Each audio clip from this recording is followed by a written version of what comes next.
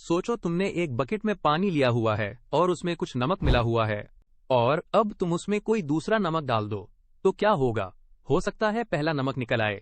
Video में आगे बढ़ने से पहले वीडियो को लाइक करें, चैनल सब्सक्राइब करें और दोस्तों के साथ ये वीडियो जरूर शेयर करें। कुछ ऐसा ही होता है डिस्प्लेसमेंट रिएक्शन में, खासतौर पर जब बात हो हैलोजेंस की, जैसे क्लोरीन, ब्रोमीन और आयोडीन। ये सब ग्रुप 17 के एलिमेंट्स हैं और उनकी रिएक्टिविटी के लिहाज से उनका आपस में एक खास कंपटीशन होता है। अब फर्ज करो तुम्हारे पास पोटेशियम आयोडाइड का एक सोल्यूशन है, मतलब Ki पानी में घोला हुआ। अगर तुम इस सोल्यूशन में क्लोरीन गैस बबल करो तो क्या होता है? क्लोरीन ज्यादा रिएक्टिव है आयोडीन से, तो वो आयोडाइड आयन को बाहर निकाल देता है और खुद उसकी जगह ले लेता है। रिएक्शन कुछ यूं होता है, 2Ki aqueous plus Cl2 gas form 2KCl aqueous plus I2 aqueous, यानी क्लोरीन आकर आयोडाइड आयन से इलेक्ट्रॉन ले लेता है और क्लोराइड आयन्स बना लेता है। इधर आयोडाइड आयन इलेक्ट्रॉन देने के बाद आयोडीन मॉलिक्यूल बनाता है। देखो, सिंपल सी पावर स्ट्रगल है। जो ज्यादा रिएक्टिव होता है वो वीकर को हटा देता है। यहाँ एक मजे की बात यह है कि जैसे हम ग्रुप 1 और 2 में नीचे जाते हैं तो रिएक्टिविटी बढ़ती है, लेकिन हैलोजेंस में उल्टा होता है। जैसे जैसे नीचे जाते हैं रिएक्टिविटी कम होती है। मतलब क्लोरीन सबसे रिएक्टिव, फिर ब्रोमीन और आखिर में आयोडीन। क्यों? क्योंकि जैसे जैसे एटम बड़ा होता जाता है, आउटर इलेक्ट्रॉन शेल न्यूक्लियस से दूर होता जाता है, यानी न्यूक्लियस की पॉजिटिव चार्ज का पुल कम हो जाता है, इसलिए इलेक्ट्रॉन गेन करना मुश्किल हो जाता है। क्लोरीन चूंकि छोटा एटम है, इलेक्ट्रॉन को जल्दी खींच लेता है, लेकिन ब्रोमीन, इसके आउटर इलेक्ट्रॉन्स बहुत लेयर्स पीछे होते हैं, तो अट्रैक्शन कम हो जाती है।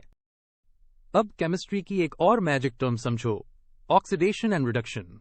जब क्लोरीन आयोडाइड आयन से इलेक्ट्रॉन लेता है तो क्लोरीन रिड्यूस हो जाता है क्योंकि उसने इलेक्ट्रॉन गेन किया। दूसरी तरफ आयोडाइड आयन ऑक्सीडाइज हो गया क्योंकि उसने इलेक्ट्रॉन लूज किया। इस प्रोसेस को याद रखने का आसान तरीका, ऑयल यानी oxidation is loss and rig यानी reduction is gain of electrons. तो 2I- aqueous plus Cl2 gas form 2Cl- aqueous plus I2 aqueous। यहाँ आयोडाइड आयन्स ऑक्सीडाइज हुए और क्लोरीन रिड्यूस हुआ। इलेक्ट्रॉन्स ने जगह बदली और साथ साथ कलर्स भी। पहले सोल्यूशन कलरलेस होता है, फिर क्लोरीन के आने पर ग्रीनिश टिंट आता है और बाद में आयोडीन के आते ही ऑरेंज ब्राउन कलर जाहिर हो जाता है। इसी प्रिंसिपल से हम हैलोजेंस की रिएक्टिविटी का ऑर्डर टेस्ट कर सकते हैं। तुम अगर ब्रोमीन को पोटेशियम आयोडाइड में डाल दो, कुछ नहीं होगा क्योंकि ब्रोमीन आयोडीन से कम रिएक्टिव है।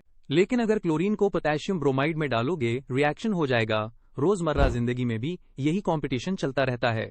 बस एलिमेंट्स की दुनिया में ये इलेक्ट्रॉन्स की लड़ाई होती है। जो जीतता है वो नया बॉन्ड बना लेता है। नॉलेज सिर्फ बुक तक महदूद नहीं होना चाहिए। केमिस्ट्री हमें दिखाती है कि माइक्रोस्कोपिक दुनिया में कितने दिलचस्प गेम्स चलते हैं। थोड़ा गौर करो, क्यूरियोसिटी रखो, दुनिया बहुत अमेजिंग चीजों से भरी हुई है।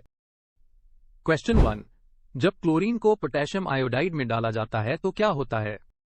इसका जवाब है आयोडीन फॉर्म्स।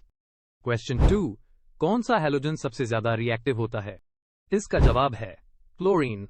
क्वेश्चन 3, ब्रोमीन की रिएक्टिविटी क्लोरीन से कम क्यों होती है? इसका जवाब है लार्जर एटम्स।